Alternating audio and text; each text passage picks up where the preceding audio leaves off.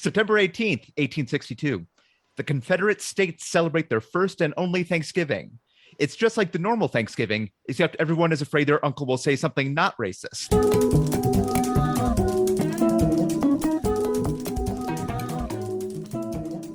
Welcome to The Revisionists. I'm Brian Flynn. I'm Zach Powers. And joining us once again, one of our all-time favorites. You know him, you love him, Jose McCall, everyone. Hey, everybody. Hello. Hello. Thank you for joining us once again. Yeah, thanks for having me, man. I love this podcast. Oh, thank you. Listeners, if that makes one of us. Finally, someone said, I mean, this is like, we're on a good run of like guest support. We had Malcolm donating to the Patreon last time. Mm-hmm. And now we just get positive moral reinforcement from Jose. So, because normally guests just abuse us. I don't know. Yeah. That normally gets cut out. But yeah, unfortunately, it's kind of, I mean, we do invite Chris Brown on. Oh, no. I didn't want to go down. I didn't want to go down that road. You know, that guy from the Trump administration, etc. Which one? One of the Millers, the Miller that wasn't Steven. Oh, Jason? Yeah, that one. Yeah, again, did not mean to make it a thing about like horrifying physical abuse. Yeah, that's probably a little much. I mean, spoiler alert for this whole episode, listeners. This one's going to be. Oh yeah, this is the aperitif. Yeah, there's going to be a little bit of the Holocaust in this one, just as a heads up. Yeah. Yeah. Well, I should say, if you are new to the show and have endured that weird opening and haven't turned it off somehow, this is nominally a comedy history podcast, in which we discuss a person or event from the history of the world. One person presents the quote accurate Ron Chernow ass historian approved version.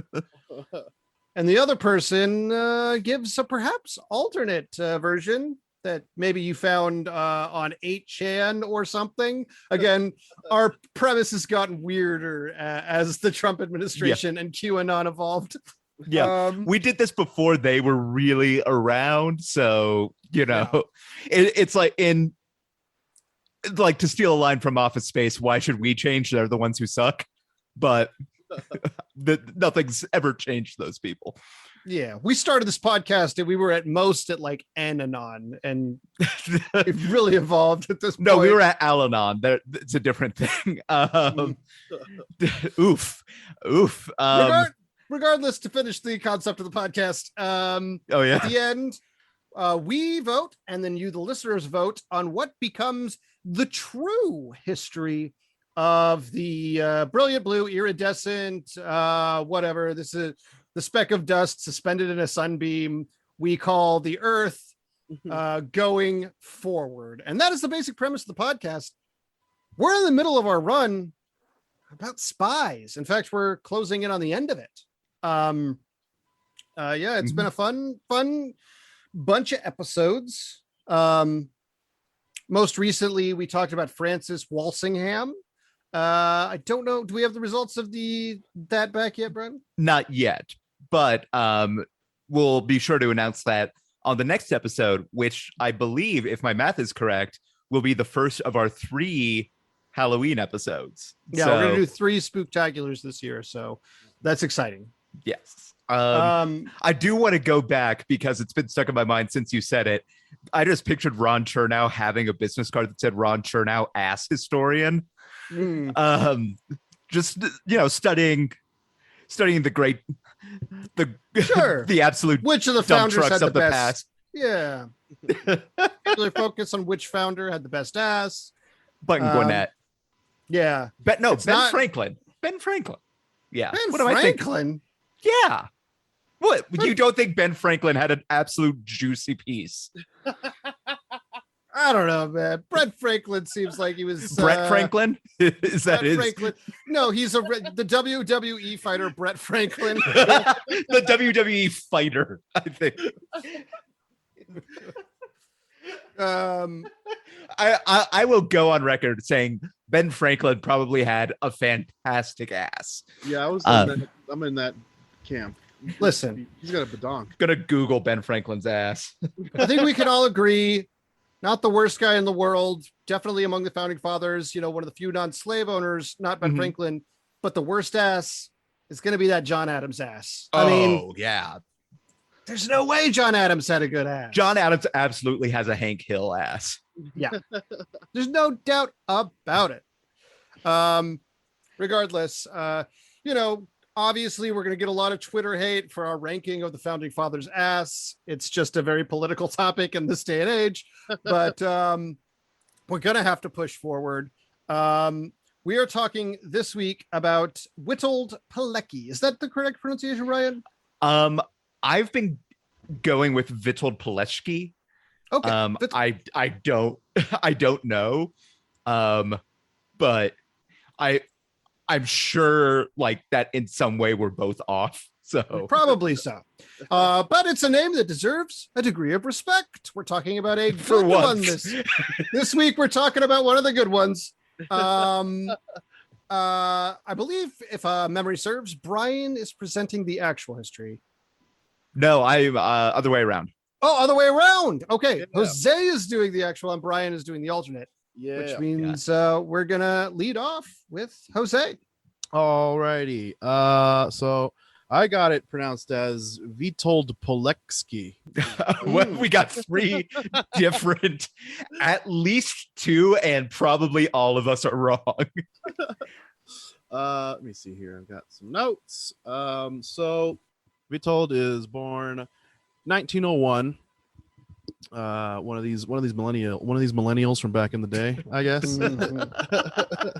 I'm tired of them in their wheel, their steam engine, or whatever.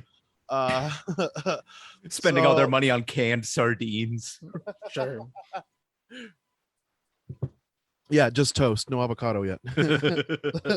He's one of these young kids who doesn't remember why 19C.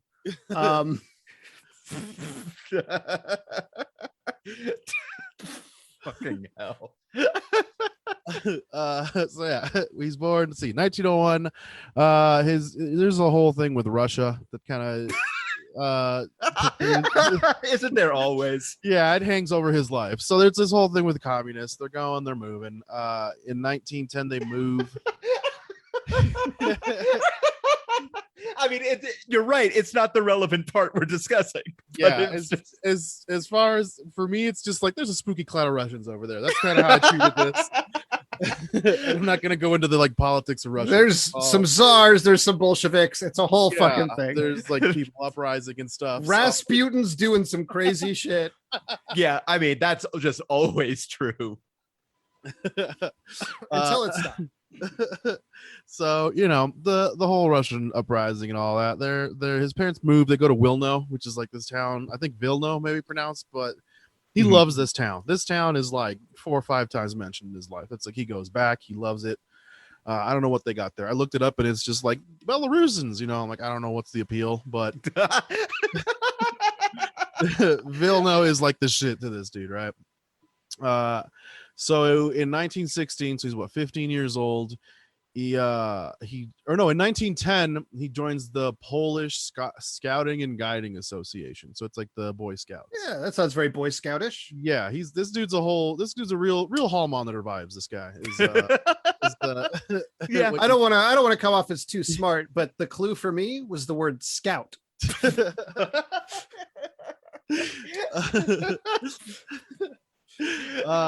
So he's 9 in 1910. He's joining this thing.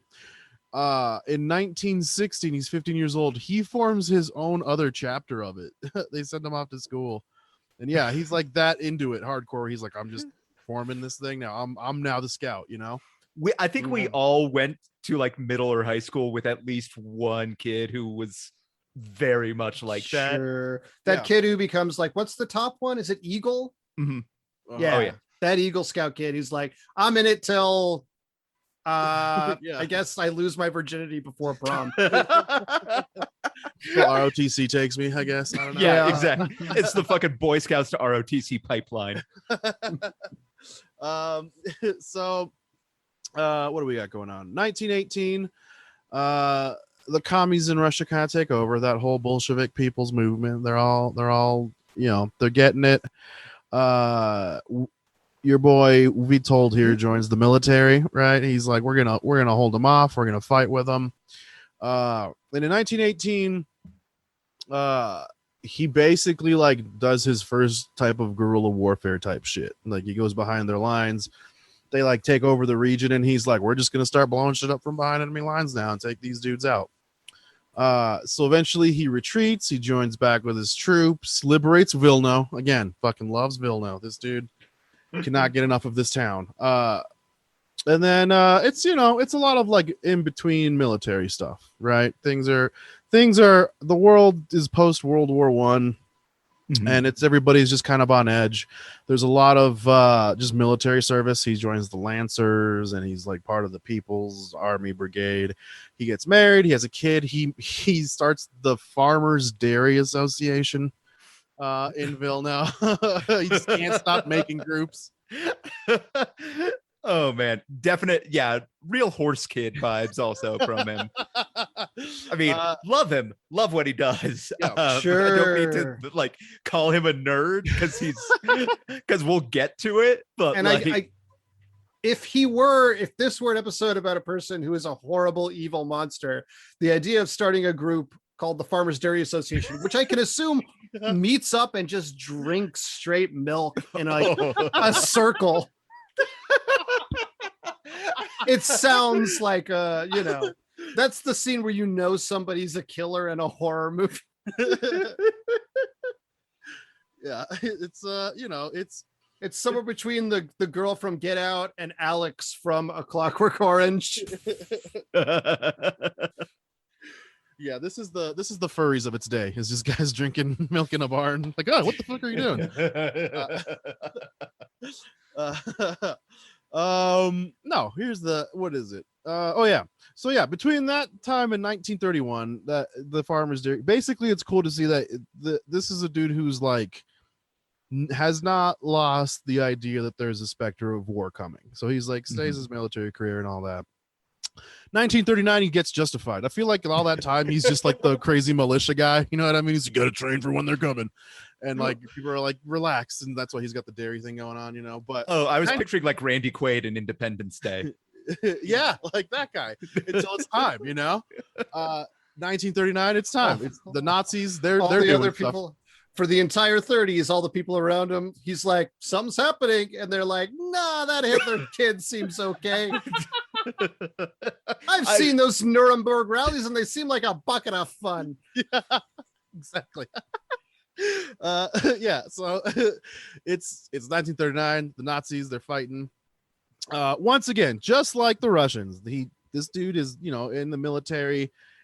He's a badass. They're blowing up tanks. They're shooting people. He's part of the Polish army, and unfortunately, once again, they get overrun, and he gets ordered to retreat. And him and a couple of other dudes are just like, "Fuck no, man! It's, you know, Vilno's here. Like, we're not going nowhere, right?" So they very Bodhi at the end of season 4 of The Wire vibes. Yeah. Spoiler alert.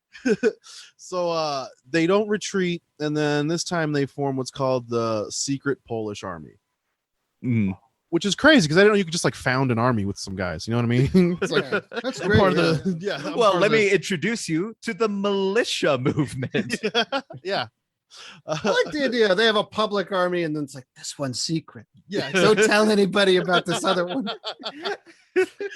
Shh, you're in the army, but like, yeah. That's the best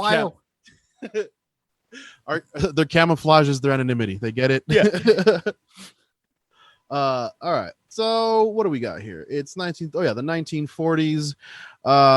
He basically the secret Polish army is I'm sure basically they're a guerrilla force, right? They're in the city, they're blowing stuff up, and so what happens is the Nazis, they're starting to round people up. They start rounding up a lot of these secret army people members, and they believe that they had a guy infiltrate, is why they keep getting rounded up, quote unquote, randomly. And so since they keep rounding people up, command is like, we need someone to just get rounded up on purpose and see what's up. Witold, Boy Scout is just like, I'll volunteer, which is like, that's insane to me. I'm brown. I try to avoid jail. I have no idea what the idea of trying to get into jail is like. That sounds bananas. I mean, speaking as a white person also in this situation, I mean, different, but I would also like to not jail. And also, like, not just jail, but a situation where it's like, these Nazis have been disappearing people to camps for a long time. Anybody want to go see what that's about? Just put up your hand if you just want to figure out what's going on. Yeah. Jason Voorhees is outside. Does anyone want to see what he wants? Does he want to borrow the mower or? He's already using the mower, so maybe he wants to borrow it. Just go talk to him while he has a lawnmower. Yeah. Yeah, exactly. Yeah, those guys that killed all your friends in that military movement, let's go see what they're doing. So there's two stories. It kind of goes back and forth. One is that he just gets rounded up in a random raid. He's just like, oh, they're rounding people up. Let's go over there and get caught. And then another one is that there's a lady called Eleonora Ostrowska that he gets caught red-handed with. Up to some business, not his lady, not his wife and kids. But it's up to you to decide. I feel like that's a cooler story. You're in there, you're doing business. But basically he gets captured. He goes into Auschwitz and he is tasked with forming a resistance movement. Right. And I'm trying to find the quote. Of what his duties were. It's a section called Underground Auschwitz, which sounds like a great grindcore band name, to be honest. But or like a band that people are like, oh, I don't know about them. If I could understand what they were saying, it'd be bad. Here we go. The Underground Military Organization, and the tasks at Auschwitz were better inmate morale. Talk about the hardest fucking job on the planet. Yeah, that's like, why bother with that one? Why put that one on the list? Like, that's number one duty. Also, just like I can't even imagine what just like people are being burnt. You're like, it's not. I mean, about the next one. Like, I don't know what. I guess unless it's like improve morale from like the perspective of the resistance, where it's like, don't worry, we're coming, and not just like everyone chill. So maybe I'm guessing that's what that means. I mean, you guys are mocking this, but it's basically the premise of the movie Life is Beautiful. So yeah, that's who's the dude who's in that? The Italian, and it's like Antonio Berganogi. Yeah. Nope, it is not like that. It's not Luigi Mario. It's not that. I think I got the initials right though. Silvio Berlusconi. No, Silvio Berlusconi is definitely a corrupt Italian politician. Roberto Benigni. All right. Yeah, we weren't wrong.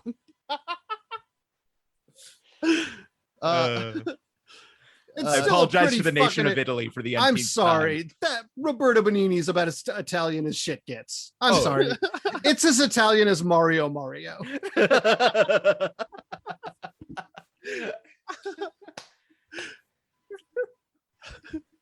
Yeah. Yep. Love it. Or Benito Mussolini. Yeah. Well. All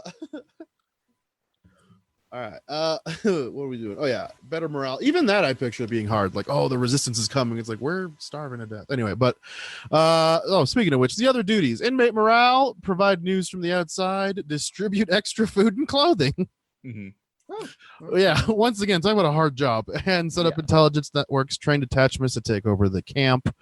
So they basically they draw up plans. He does his job great. The dude is like I don't know how you quantify being on top of things, but it's like about probably the dude you want organizing this kind of thing, you know, right? Like, you tell me to put together a resistance in a jail, I have no idea. This guy's been like, yeah, man, I know how to bring farmers together and everybody. So Yeah. At one point he escapes. This is a weird one too. They get assigned to a night shift at a camp bakery outside the fence, and they just force open a metal door and run away. So that's pretty tight. Which I'm like, it's crazy to me that there was like a bakery there. Like, they're just like, hey, we're all just, you know, but all right. Anyway. I don't know why in my mind, anytime I picture a bakery, it's like there's singing and pastries. It sounds fun. As someone who has worked in a bakery for, I mean, 7 years. No, but it's not. It's a lot of just like quiet and trying to get cut from your shift early. Just a quick aside. So Roberto Benigni in 2002, he directed a version of Pinocchio in which he also starred as Pinocchio. Oh, I remember that. Okay. But then in 2019, he was in a different version of Pinocchio as Geppetto. So I guess this guy's just like really, pardon the pun, got a hard on for Pinocchio because he's very, very much all about Pinocchio. I'm sorry, how is that the pun? Because of his nose. Well, okay. Because I thought the pun was going to be like, he's got wood for Pinocchio. Yeah, all right. I mean, it looks like a dick, I guess. That's the... Well, no, because he's a fucking puppet. It's hard and it's phallic. Look. Knows no bounds. All right, no. I'm just saying, it's wild to me that this dude has done like multiple versions of Pinocchio just because he's like, fucking love that doll. You guys going to Pinocchio Con this year? I'll be there. Roberto Benigni, Italian person with this voice. Okay, I apologize. No, that's fine. That was just wild to me. That is ridiculous. All right. I don't even. Oh yeah, we were escaping. Is that what we were doing? We're escaping from the bakery. Oh yeah, so he like buries a report at some point, and it never gets picked up till after his death. Like, he was still reporting on the outside, but I guess kind of this is like the noteworthy thing is like there's a big testament to like everything he saw and heard and everything. And he like buries it basically. When he escapes, he tries to get people to like command to be like, hey, let's liberate these prisoners that I've been in there suffering with. Mm-hmm. And they're like, yeah, you guys kind of don't have any resources, so there's no point in us doing that for you. So they just kind of leave him out to dry is what happens. Yeah. They just fucking hang him out, which is, you know, that's the world of snitch narkery, you know, never work with the system. They always leave you out to dry. I think every spy movie ever has taught us that. But yeah, it's like, okay, you don't have ways to transport people, you have no weapons, so they kind of leave him out to dry. He goes back to the army, and he's part of the Warsaw Uprising. Mm-hmm. Which is you know, the ghetto in Warsaw. They're like, we're gonna fight the Nazis, and then the Russians kind of just leave people out to dry again.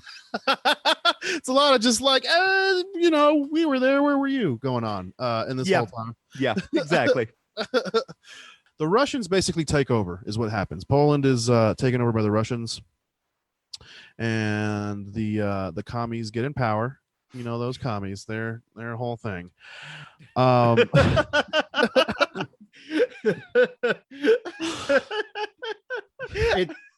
That thing being communism. Yeah, it's though at this time under Stalin also authoritarianism. Yeah. Very, very problematic. Basically what this means for him is it's like a regime change. You got different bosses and you've been fucking working against him before. It's kind of what's going on here is the problem. So the commies take over. He kind of, there's like a government in exile It's like the old guard who are not the commies, and he's like still loyal to them, which is bad news for the people in charge, you know. So 1945, he comes back to try and talk to them, and he like makes this other testament about everything he saw in Auschwitz, and like gets people to try to like, hey man, like for real, this was bad news.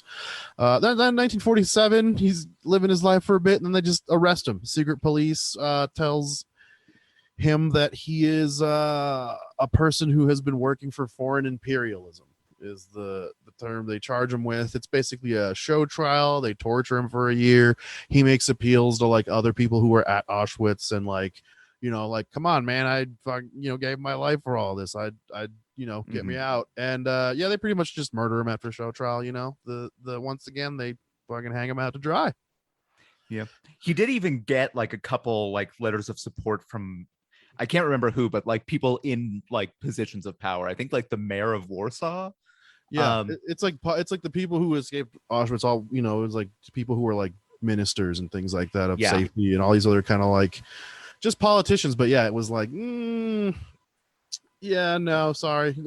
Yeah, they were I mean, the Soviets were probably never going to listen to, no matter how many appeals they got, probably never going to listen to them anyway.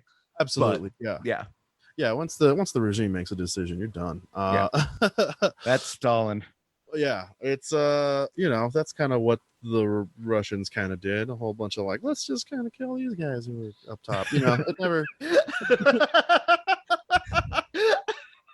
That is, of all the depictions of just like Russian brutality, I've never heard anyone that sort of like, I don't know, what do you guys want to do? I think we should kill everyone. You know, it's a lot of purging from the top to down. So yeah, the way they do business. So it was kind of like, yeah, man, you got, you know, collateral damage. I'm trying to think like what the thing is. It's like a diary, the document that he like buried that gets found later. Like, where is it? They like made a movie about him, and basically they were like, this is a level of heroism we did not know, like, because they wouldn't fucking listen to him. And you know how militarism is kind of about like, did we kill them or not? Like, you know, I feel like he probably came up against that wall trying to prove his point. Where it's like, people are suffering, like, okay, and how many munitions are there? You know what I mean? Yeah. So very much like bottom line in the way that where it's like not necessarily about money, but about like body count and resources. Exactly. Sure. So yeah, they find this thing, and he's basically like, people are like, this dude should be like sainted, like for the work he did, especially volunteering to go to pretty much like the worst human depravity of Auschwitz and all that. So, you know, old Witold is getting his dues, but it didn't come till like way after his death. So that is the story of you know, one of the few good narc snitches, old Witold Pilecki. Oh yeah, kids, if you're gonna narc on Nazis. People in positions of power, people who like white supremacy, classic people to narc on. Yeah. Oh man, Jose, thank you. Yeah.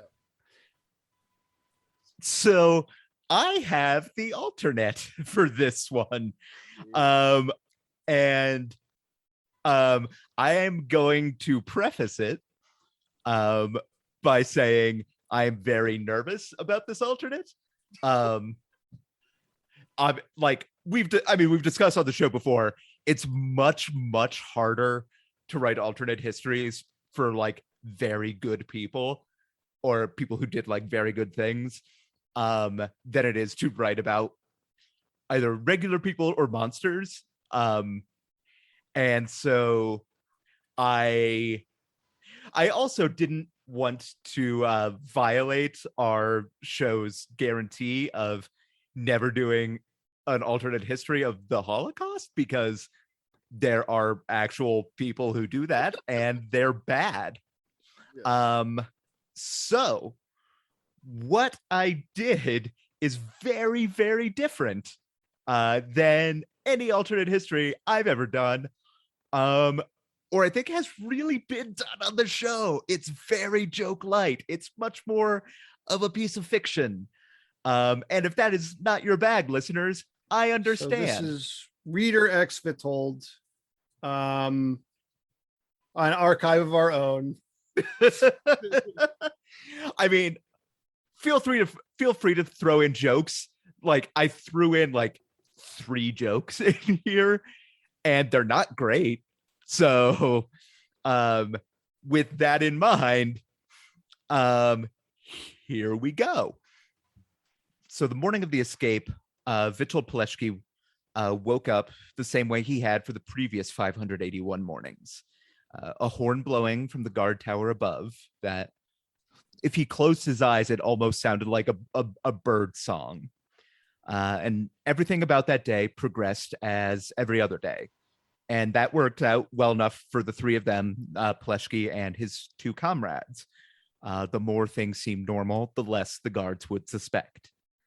So he made sure to pack his report discreetly, a page here, a section there, in a small pack that he had hidden inside his, I wrote trousers, which felt very unnatural.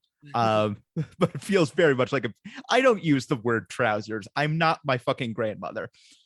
But prison skivvies. Yeah, chinos. Yeah. Jail pajamas. Cargo pants. You're not a Wallace and Gromit cartoon, is what you're saying. Yeah, no, exactly. His jean coats. I don't know. That's the time I grew up. But whatever else, food, water, fresh clothes, he could gather it on the way. But that report had to make it outside the walls of Auschwitz. So the 3 escapees to be gathered in the long bakery building where the guards made their evening patrol, and they were looking at each other, looking to the guards, and at the moment they agreed on, 3 of them rose, their eyes locked on the guards, and then they take their first steps toward the door. And then Witold's running, and he's out the door, and he can't tell just by listening how many footsteps are behind him, but he can see the clear path to the fence in the light from the open door. And then he remembers that this wasn't the plan. And now he can hear more footsteps. Boots on rotting wood, shouts, and a crack over his head. But he has the report, and that can't stay inside the fence. So he jumps. The wire fence digs into his hands, but he climbs. And there's another crack, and his back is warm. Too warm. Burning, actually. But he climbs. He throws his leg over the top of the wall, and there's another crack, and it's like he's been punched in the shoulder.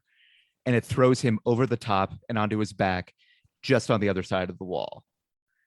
And he looks up at the night sky and takes a ragged breath of free air and closes his eyes and finds himself sprawled on the floor, if you can call it a floor, of an endless white room or space or expanse, like loading zone of the Matrix, I guess.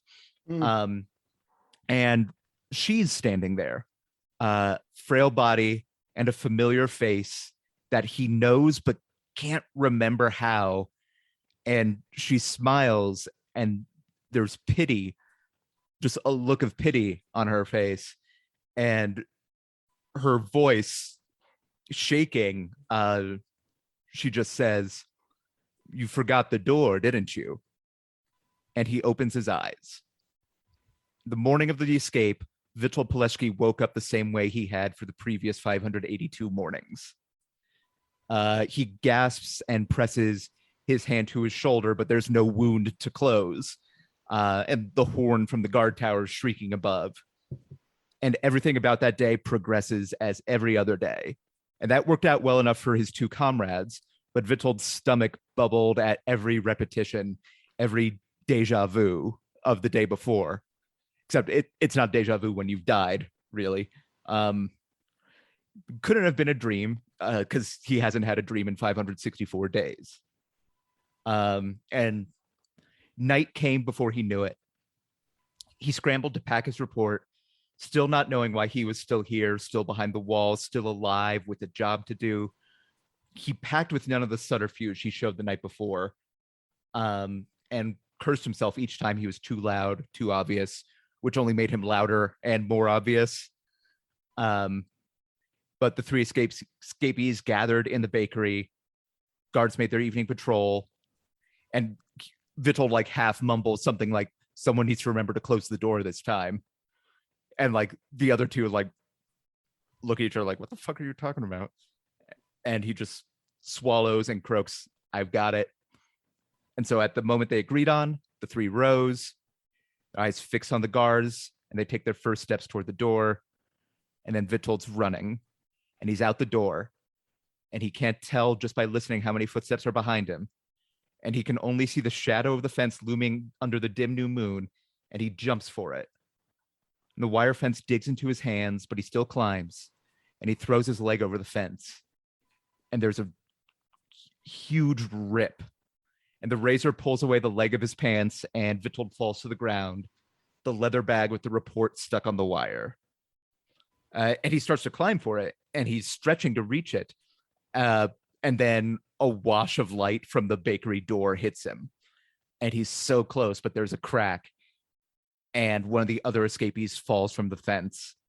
And Witold realizes he's frozen in place. And there's another crack, and a whistle like flies past his shoulder. And it's the report's right there, but so are the guards. So he lets go. He ducks, he zigzags his way into the dark beyond the arc of the searchlights, and he hides in the wilderness for 2 nights, drinking from a spring until he finds a house with a woman who gives him her husband's clothes and a ride in the trunk of her car. But he can't go back to Warsaw, or he can't face the underground. So he goes south and west and through the mountains. And when the ghetto rises, he's not there. And another person has to volunteer to go to Auschwitz to get a report out of the camp, but they pay a price. And he's making his way down through the Swiss Alps when he slips and he tumbles down a mountainside. And the only thing that flashes before his eyes is that leather bag stuck on that fence in the light of the door.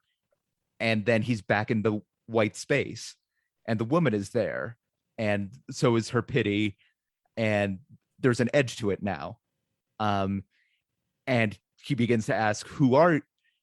And before he can finish, the morning of the escape, Witold Pilecki woke up the same way he had for the previous 583 mornings. That night, the report still gets stuck, and he's shot trying to retrieve it. On the 586th night, he finally gets it over. The trick is to twist your leg as you go over the razor wire. He even makes it to the rendezvous, but as his companions breathe a sigh of relief, he howls in celebration, which is followed by the sounds of the patrol he didn't know was nearby. And on the 599th night, he tries to steal one of the guards' rifles before they even make it out of the barracks. Night 617, he drops the report in a stream before trudging back to the shouting at the fence. 632, he tries to woo Andy McDowell and suffers a fatal heart attack. And each time there's the white room, the woman, and the return. And so on night 649, he's not expecting much, but he makes his preparations diligently. He jumps the fence, lands like a cat, makes the rendezvous, gets his report to his comrades, and sinks back into the Warsaw Underground. And he's there when the masses rise up and briefly break the stranglehold on the city. And he spends the rest of the war in a different prison, but at least it's a different prison.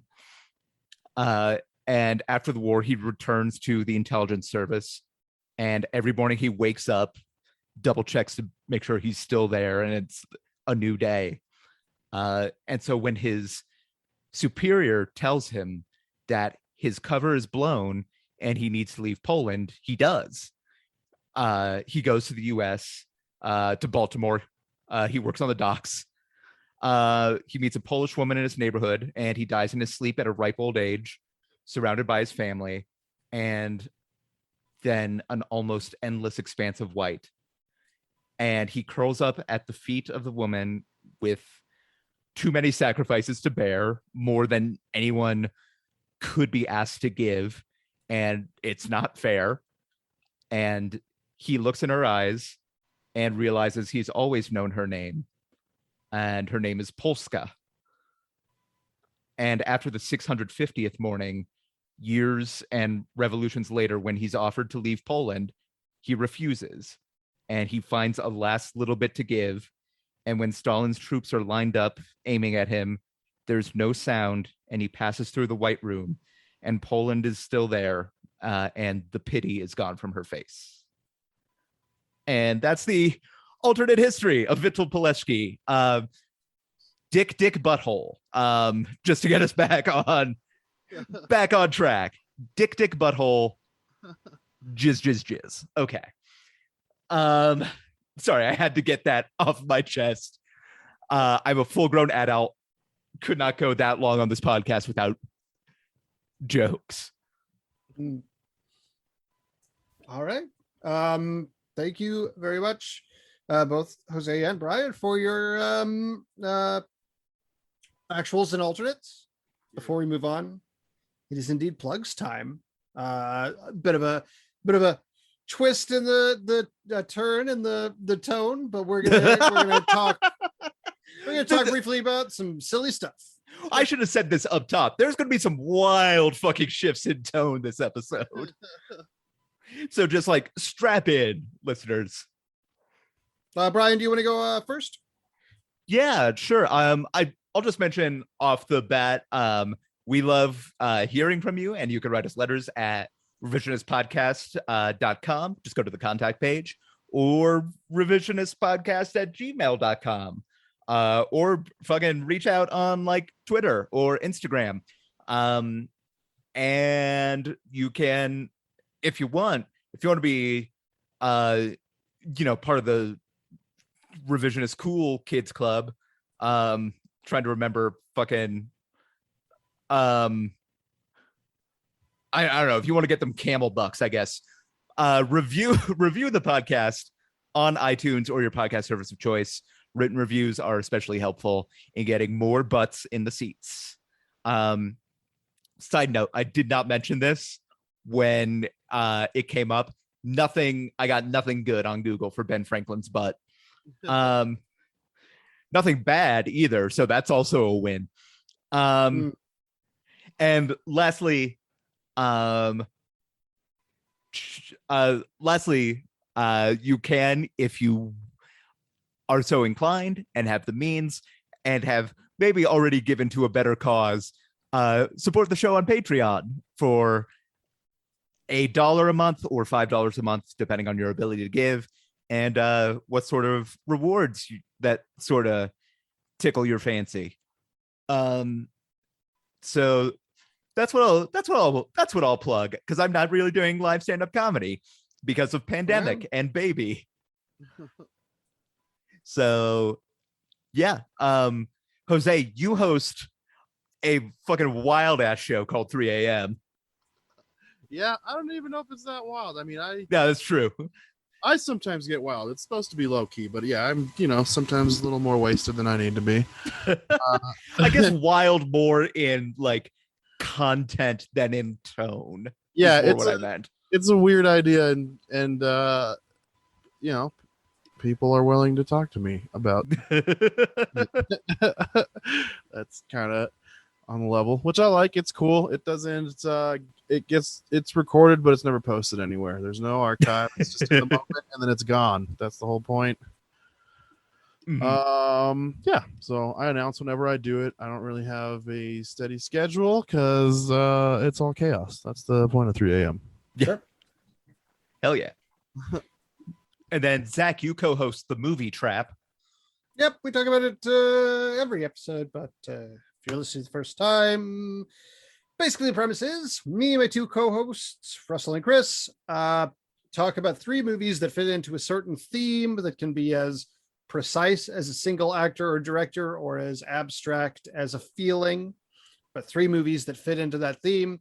Then at the end of the round, after we've each had our pick of movies that fit into the theme, we vote on which was the one we enjoyed the most, and the winner gets to pick the next theme. And that's basically the show. Yeah, if you like this, you might enjoy that because I'm also on it.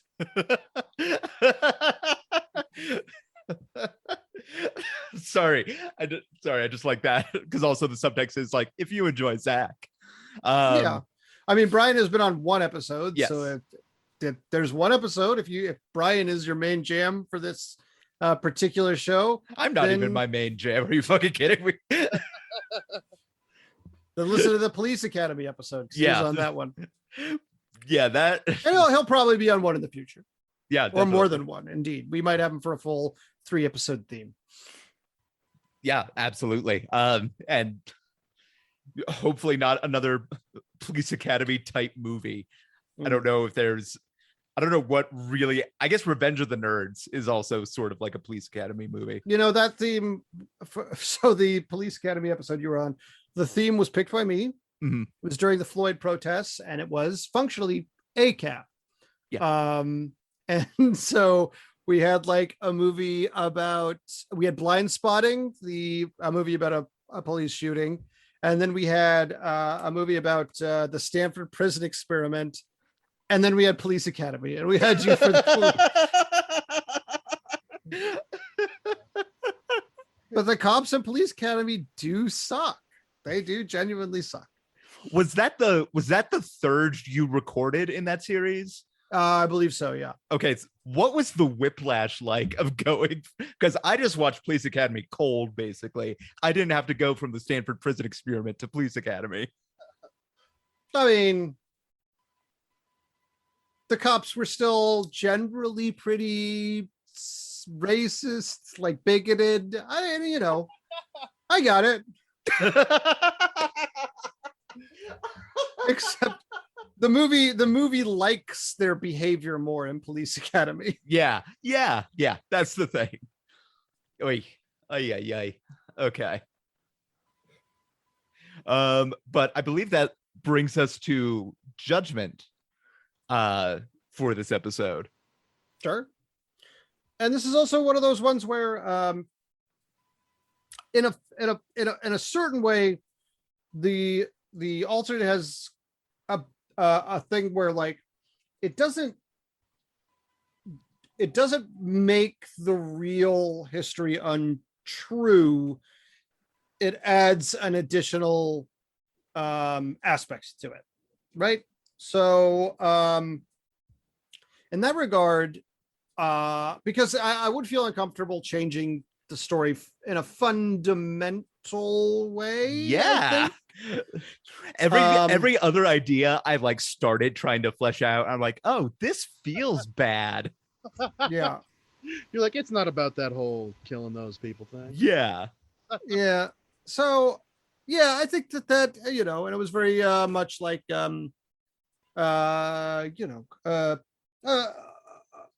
reflective on the cost and sacrifice and also a reference to Groundhog Day.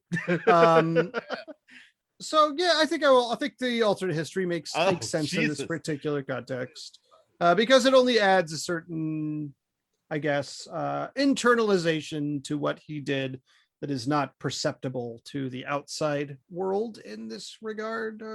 So yeah, I think it maintains the original story and adds a level of I guess personal sacrifice and pathos that is duly earned by this particular individual.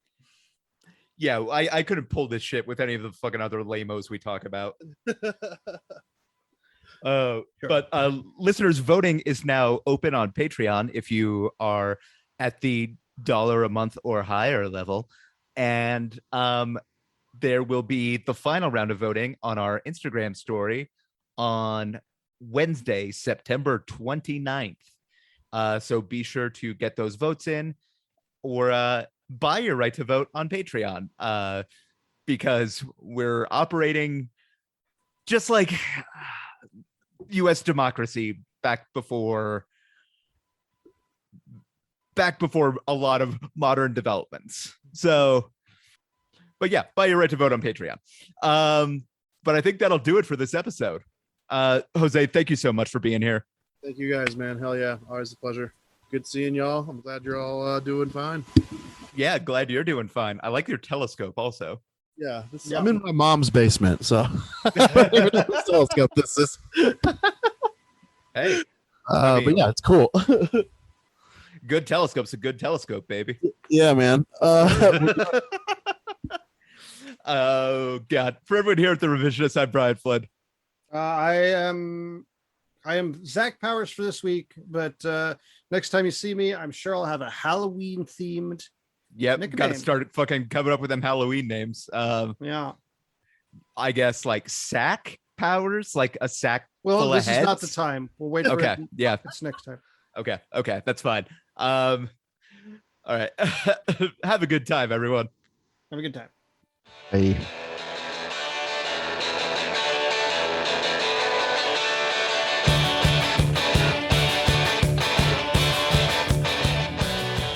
September 18th, 1927, the Columbia Broadcasting System, or CBS, goes on the air, premiering their long-running franchise, CSI Phrenology. September 18th, 1990, Liechtenstein joins the United Nations under its official name of Diet Luxembourg.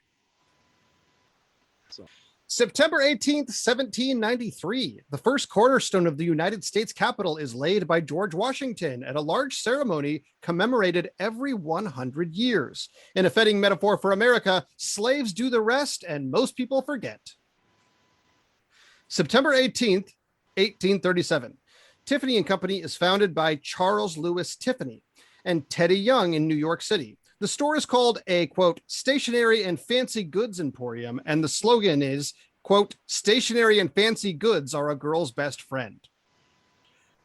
September 18th, 1838, the Anti-Corn Law League is established by Richard Cobden with heavy funding by the pro-pun lobby. September 18th, 1851, first publication of the New York Daily Times, later the New York Times, which included an op-ed about the economic anxiety of slave owners.